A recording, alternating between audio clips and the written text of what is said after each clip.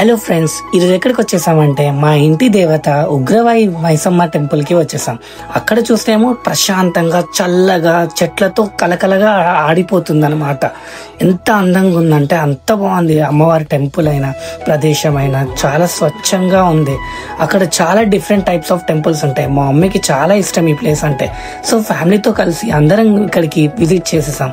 అలాగే అక్కడ నాగమ్మ, ఎల్లమ్మ వీళ్ళందరినీ మేము దర్శనం చేసుకొని మళ్ళీ టెంపుల్కి వెళ్ళిపోయాము.